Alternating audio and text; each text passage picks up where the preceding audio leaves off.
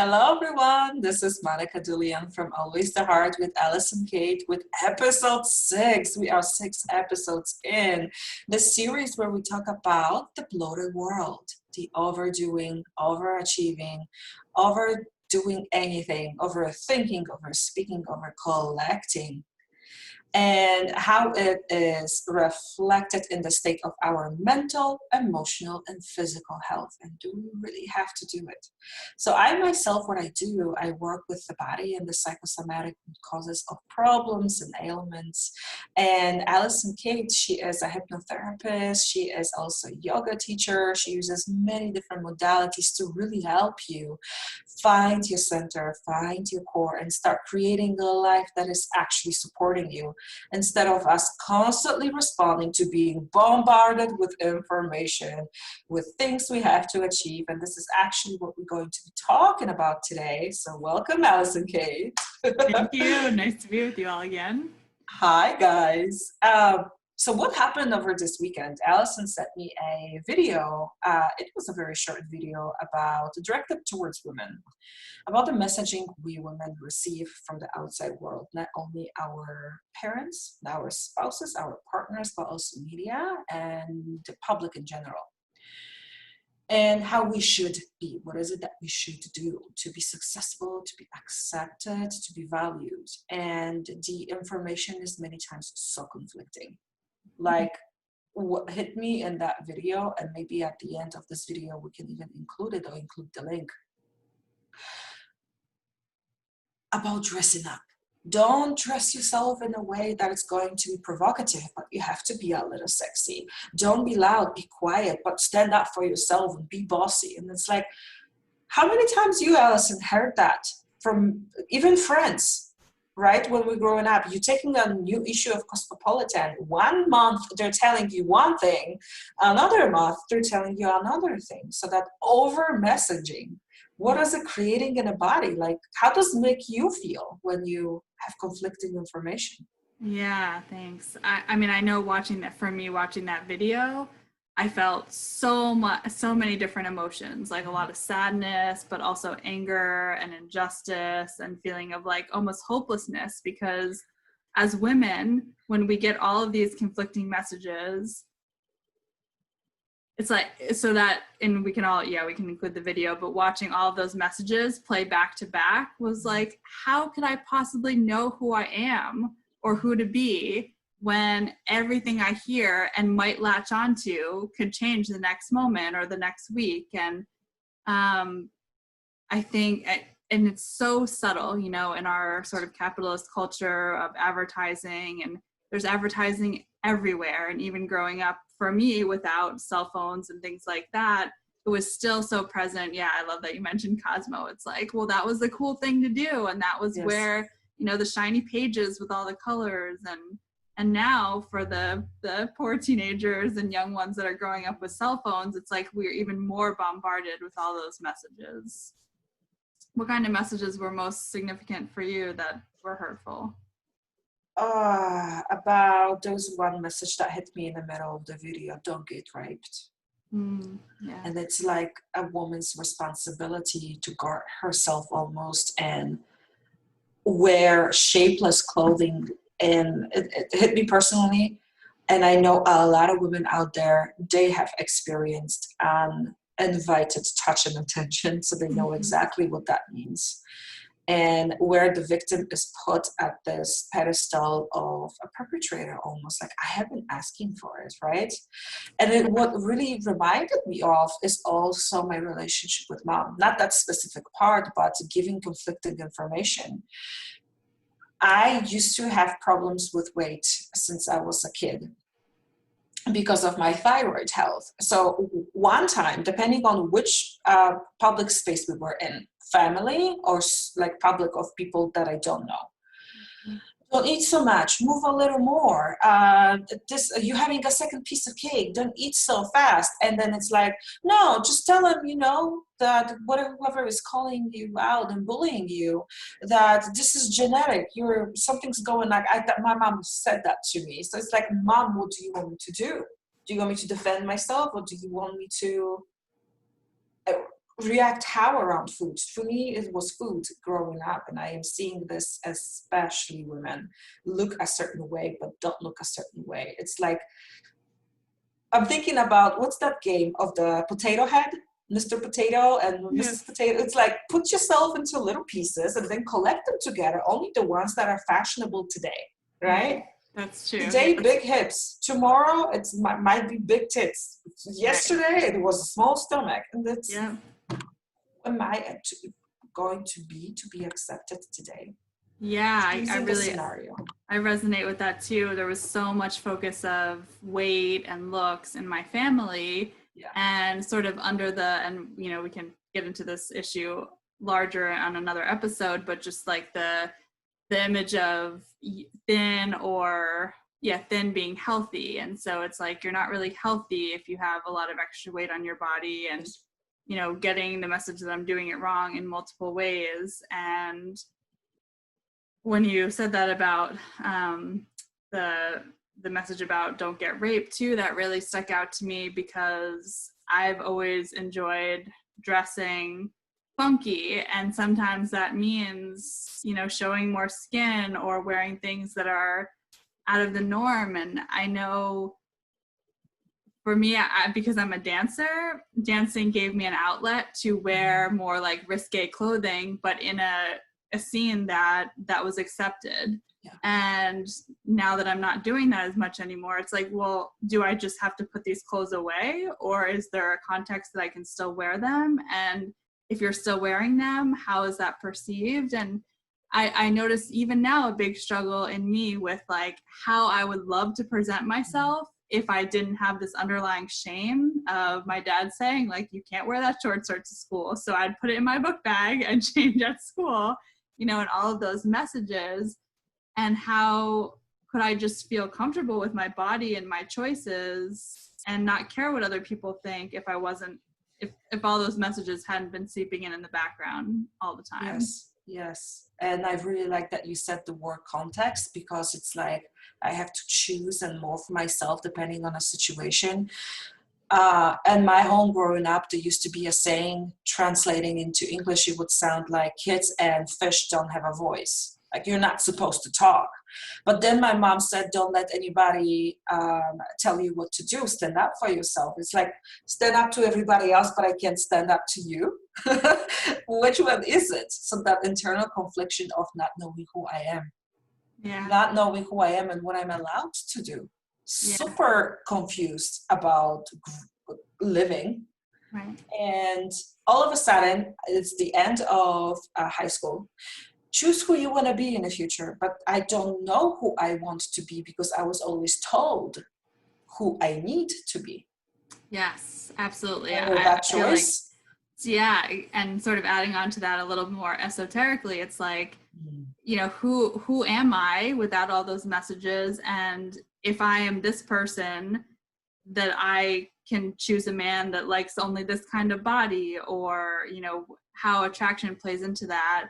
And that's really, to me, it's very sad to separate the soul from, or, you know, some deeper self with that, as far as like attraction. And I, you know, was with my family recently, and there was some conversation about like my brother and my dad and overweight women. And it's like, but you're not really seeing someone for their soul, because if you have a partner, do you have flexibility to change over time? And can you do that, and can you be accepted for that without shame or without separation, because you're not how I want you to look anymore? Oh my gosh, this is so important what you said. Have the flexibility to change and also be accepted. Yeah. It's like, you met me 15 years ago, and this was me. I was liking this kind of music, and these were my political views, but I can't evolve. Right? Right. And I am wondering for people, when do they catch themselves thinking, who am I? What is it that I like? What is it that I want to be recognized for in my life? Not because I feel that this is going to give me a sense of being superior, because all my life I felt inferior, but who is it that I actually, what expresses me? And for me, that was college, and being all the funky hair I used to have and just like experimenting. But that should happen so early. You know, little kids even choosing what kind of subject they want to do at any given time, but everything is scheduled. You have to do this, you have to do that, how much homework. And those little kids, no wonder they have attention deficit disorder, because cannot focus on things that they like. They're Right. always told, do this, Right. do that. Have fun, be creative, but also do all these things, right? First.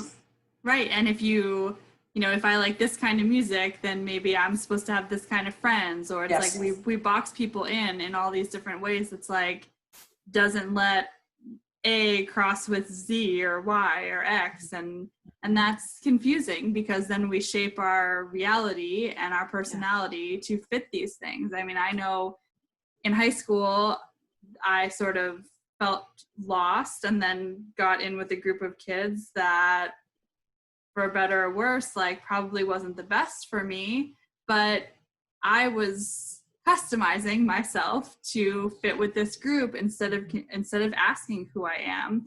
And as a young adult into my 20s, and that's been sort of my journey of like, well, who am I separate from all of those things? And I'm not even able to decipher when I'm connected or like plugged into society as we know it. The only way that I find those answers is when I go really deep within and get quiet and am not bombarded by all those messages that it's Yes. so hard to escape. It is very hard. And on top of that, it's not only the sex and gender and who our parents want us to be. There's also, the community, what religion you grew up in, what are the family values. There are some things we don't talk about in this family, let's say.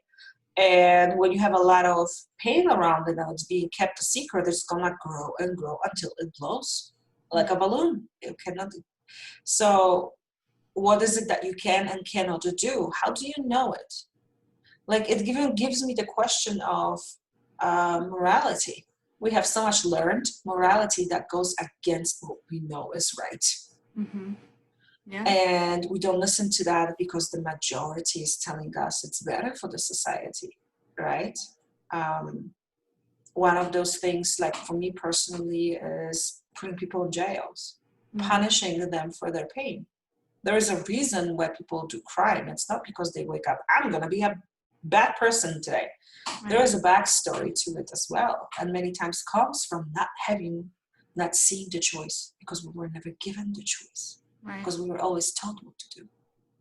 Right. I mean, I know, like, for me growing up, it's like you're taught it's a privilege, and it gets you ahead to be attractive, and it gets you ahead, with all the racial things that are going on in the world right now. But even like, it gets you ahead if you're smart and you study, and it gets you ahead if you major in this thing instead of doing like something in the arts, like maybe I was more drawn to, or and all of these messages that ways in which we're meant to get ahead, and then sort of judgment around what some people would call like the more fringe of society, like artists or people that don't fit the mold, or aren't able to be successful in school because their brains just don't work in a linear fashion that is generated in our school. But there's so much brilliance there that's being lost.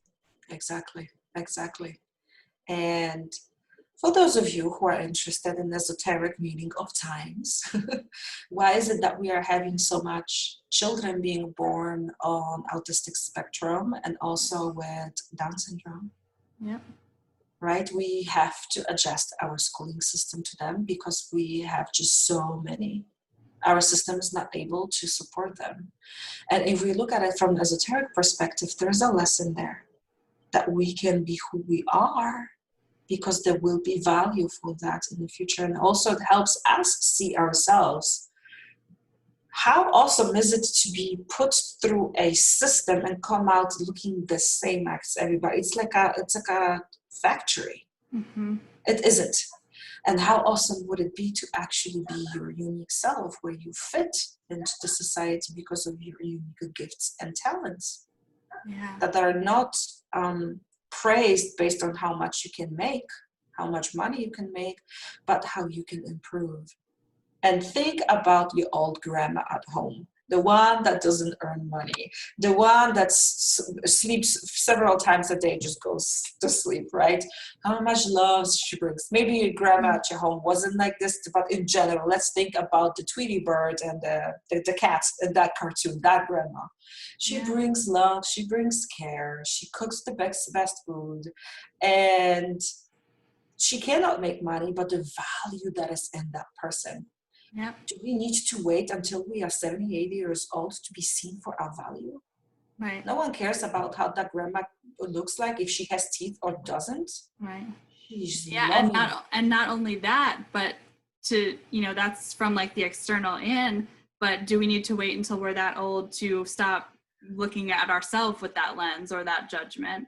Yes. You know, it's like, so I did a workshop around this video before, and one of the context was to write down all the messaging that we've received. And so for the viewers, I would challenge you to take out a piece of paper and even come up with one topic. You know, you can say, well, what are all the messages that I got growing up that actually aren't serving me? But start with specifics, like start with sexuality, or start with race, or start with economics, or start with career goals. And in each category, it's like, and it was really helpful to hear others' responses, because I had a whole long list, and for all the other messages that a lot of people shared, I'm like, oh yeah, that's me too, that's me too. But it wasn't even things that I was conscious of. And so to do this, even if you have people with you at home or in the context of a group, is so helpful, because all of these messages, well, at least so many of them, are subconscious. You know, we're conscious of some of them, but as we share and as we choose to explore this topic, we bring them more to the light. We become more conscious. So then it's a choice of, do I want to continue to follow this messaging or this programming, or do I want to let this go and see the opposite or some other version being just as viable and just as much possible in my reality as this one that I grew up with? Yes. And what I like about the exercise that you just proposed is just awareness. It's not about judging. If you have a small body that fits into the current understanding of what beauty is, tall, slim, trim, right? And you feel attacked for looking like this, it's valid to see that maybe you as a person are not being attacked for not having big hips and being, as a woman, round. Women who are round, why aren't you skinny, right? So it's we have to understand that it's from both sides.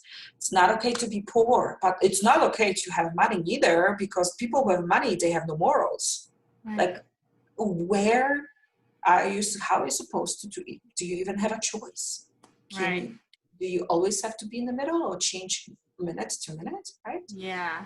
And, you know, during this conversation, we've talked about more of a female perspective, because we are both cisgendered women here, Yes. But also want to acknowledge that men have all of these programs, and in some ways better, in some ways worse, and all of the ways that they're taught to not express their emotions, or have to be strong, or look a certain way, or perform a certain way to make sure they're successful, is equally damaging. And then we have these two sort of opposite polarities or extremes, and there's a lot of people that are not, you know, are more on the spectrum, and then we don't have belonging, because we don't necessarily want to be associated with either extreme. The things in the middle are undefined. And so I guess another practice or sort of homework for this week that I would offer is based on Louise Hay's like mirror practice of like going back to the do we really see the souls of other people instead of just the outward projection? So first, it's easier to see that in other people if we can see it in ourselves. So to spend 2 or 3 or 5 minutes per day looking in the mirror, looking into your own eyes, and if you want to throw some affirmations in there because it feels good, that's awesome. But even if you just do it in silence and you just sit there and look into your own eyes, see if you can recognize something deeper in yourself. See if you can recognize what some people call the soul, what some people call the spirit, what some people call, you know, like the inner, the heart, or anything physical. It doesn't matter what you call it. It's, can you see yourself in a different way than when we look in the mirror and we're taking in the full physical form?